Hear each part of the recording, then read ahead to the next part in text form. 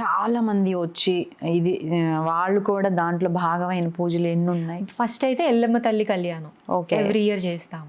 ఇక అది అసలు నెక్స్ట్ లెవెల్ ఉంటుంది, ఎంజాయ్ ఉంటుంది. అందరం మంచిగా మేకల్ని కోస్తాము, మార్నింగ్ అందరికి భోజనాలు పెడతాము. కులదేవ మా ఇంటి దేవత ఆవిడ అలాగే ఉంటది. తర్వాత పసుపు కొమ్ముల పూజ బాగా చేశాను. ఇంకా అంటే ఇప్పుడు జనరల్ గా వస్తాయి కదండి మనం ఇయర్ లో వచ్చేవి కూడా గ్రాండ్ గా చేస్తాను. కొంతమంది పిలుచుకొని అందరిలా కాకుండా అలా చేసేది అనమాట. ఎవ్రీ ఇయర్ సత్యనారాయణ స్వామి వ్రతం ఆయనకు నేను చెయ్యింది అస్సలు ఉండలేను.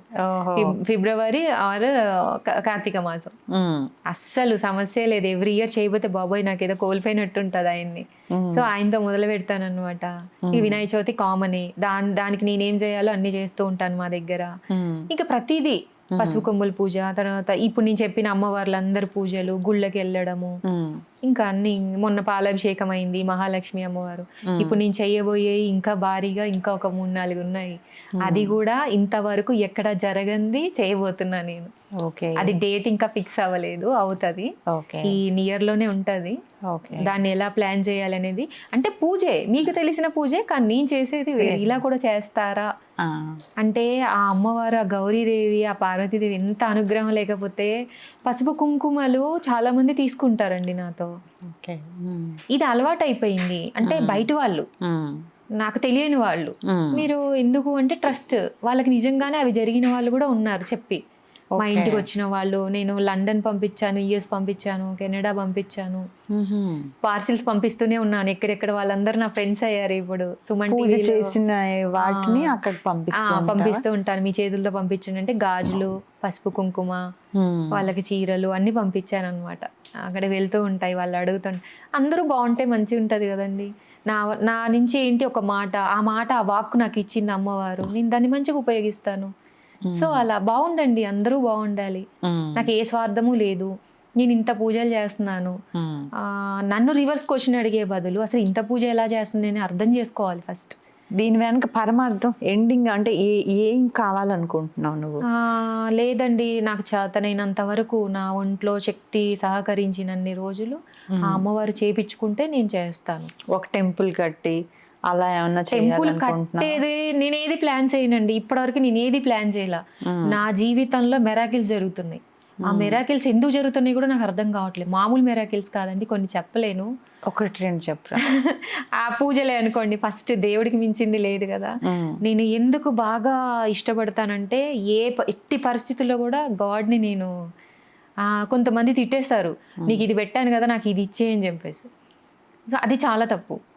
నేను ఇది చేసుకుంటాను, లేదా నీకు ఏదో ప్రాబ్లం వచ్చినప్పుడు నువ్వు కొంతమంది పరిగెడతారు.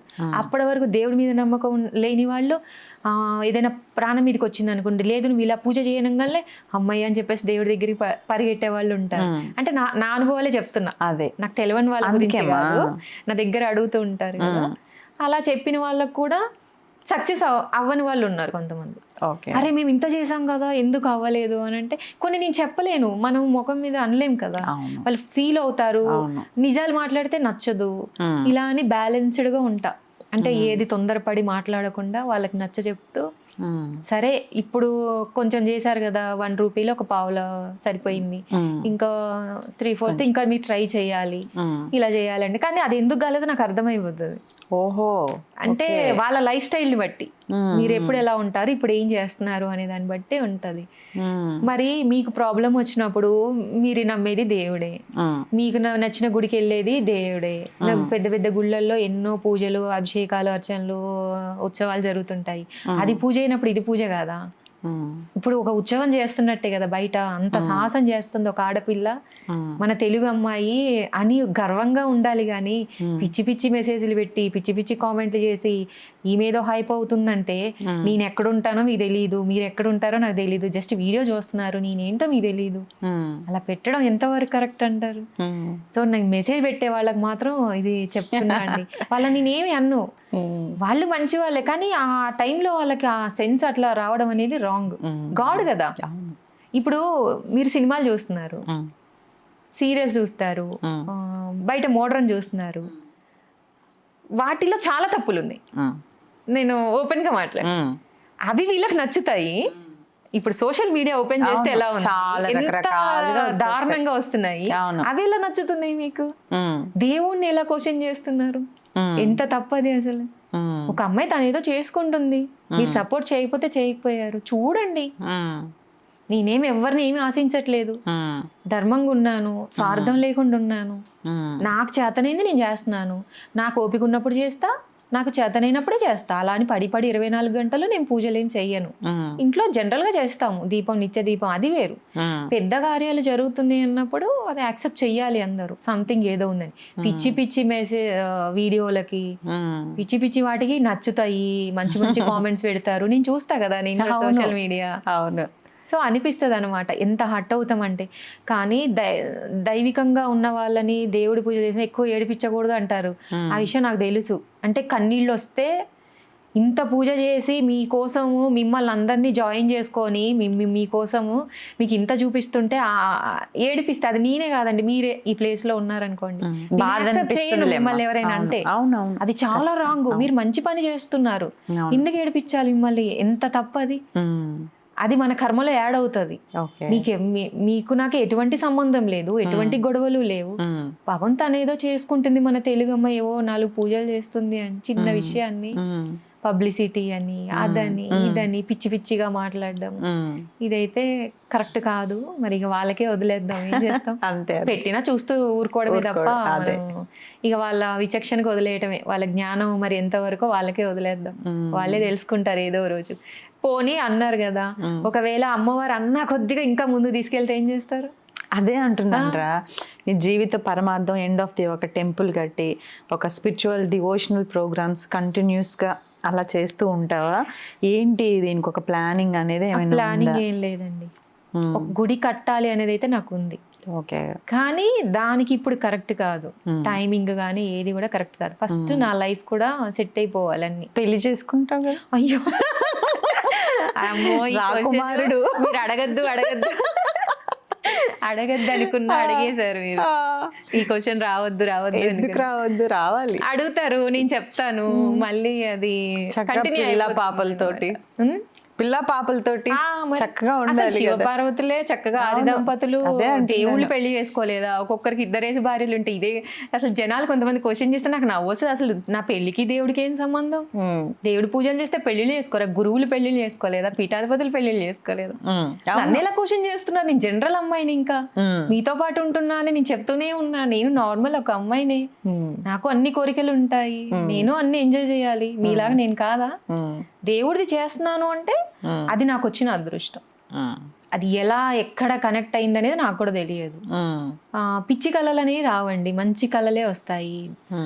అమ్మాయిలు దూరంగా ఉన్న టైంలో కూడా నాకు శివుడు, అమ్మవారు వస్తుంది. మా ఇంట్లో లేసి అక్క ఇదేంటి అక్క, అమ్మ ఇదేంటి అసలు, ఇలాంటి టైంలో కూడా నేను పూజ చేస్తాను. అసలు అలాంటి టైంలో ఎక్కువ వస్తుందండి. అంటే నన్ను అప్పుడు కూడా వదలరా అనిపిస్తుంది నాకు. అప్పుడు మంచిగా అనిపిస్తుంది, నా తండ్రిలాగా ఏదో అమ్మ నాన్నతో మాట్లాడినట్టే విగ్రహంతో మాట్లాడుతూ ఉంటాను. నాకు కాసేపు ఏదున్నా వాళ్ళకే చెప్తాను, ఎవరైనా హట్ చేసినా కూడా వాళ్ళకే చెప్తాను. ఇది నన్ను ఫలానా వాళ్ళు పేరు మెన్షన్ చేసి చెప్తాను. చాలా హట్ అయినవి కూడా ఉంటాయి. ఫలానా వ్యక్తి, ఫలానా వాళ్ళు నన్ను ఇలా. ఏ సంఘటన ఎక్కువగా హట్ చేసింది? ఉన్నాయండి, ఉంటాయి. వాళ్ళ పేర్లు ఎందుకు కానీ ఉంటాయి. అక్కడైనా మీ దగ్గర వాళ్ళేనా?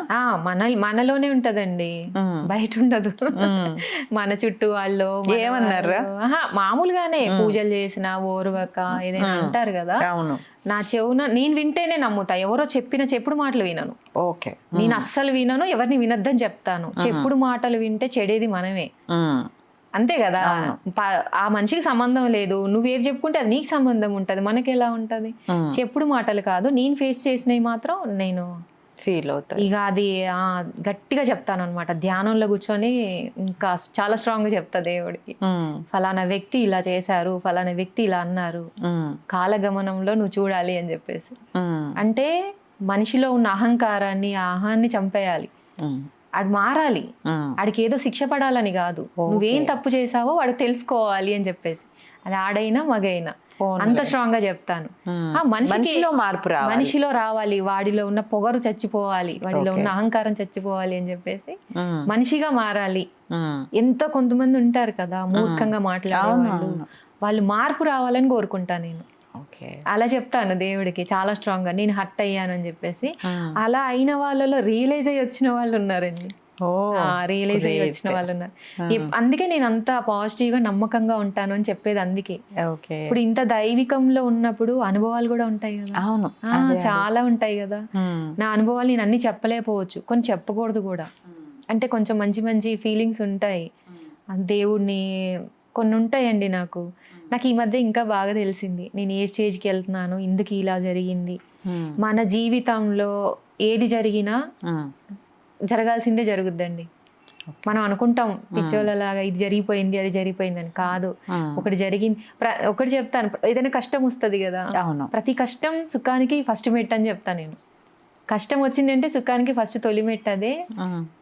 మనల్ని పుష్ చేస్తుంది. ఇప్పుడు ఎవరైనా మనల్ని రెచ్చగొట్టారు అనుకోండి, ఒక మాట అంటారని ఒకరు ఏడ్చారు, అరే నిన్ను వెళ్ళమని కదా తోస్తున్నాడు, అలా అనుకుంటే నువ్వు వెళ్తావా? ఓహో, నువ్వు వెళ్ళేది ఎక్కడికి, నీ గోల్ నువ్వు అది రీచ్ అవ్వు అంటే పాపం వాడు తోస్తున్నాడు కదా నిన్ను రెచ్చగొట్టి. అలా అని చెప్తే అరే ఈ పాయింట్ మాకెందుకు తిట్టదు అని అంటారు. సింపుల్ అబ్బా, ఎందుకు ఈ చిన్న లైఫ్.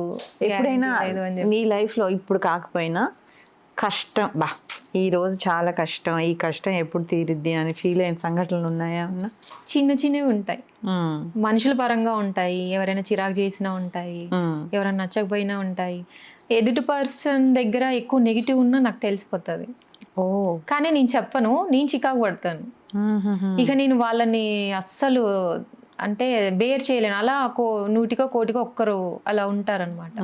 అంటే వాళ్ళ బిహేవియర్ కానీ అలా ఇంత ఉండి కూడా కొంతమంది ఉంటారు. అలాంటి వాళ్ళని నేను బేర్ చేయలేను, చాలా దూరంగా ఉంటాను వాళ్ళకి. ఇక వద్దు అనుకుంటే మాత్రం నా మైండ్లోకి వస్తే ఇంకా అస్సలు ఎట్టి పరిస్థితిలో ఇంకా అంతే అనమాట. మొండి అమ్మాయివా? మొండేం కాదు, ప్రాక్టికల్గా సిస్టమేటిక్గా ఉంటాను. Please do subscribe to Telugu Rajyam channel. Please do subscribe to Telugu Rajyam channel. Please do subscribe to Telugu Rajyam channel. Hi అండి, నేను మీ ఆర్పీని, నెల్లూరు పెద్దారెడ్డి చేపల పులుసు ఓనర్ని. మీరు తెలుగు రాజ్యం అనే ఈ యూట్యూబ్ ఛానల్ సబ్స్క్రైబ్ చేసుకుని మంచి మంచి వీడియోలతో వస్తారు. Thank you so much. Hi people, I'm Sonakshi Verma and you please watch Telugu Rajyam and please subscribe to the channel.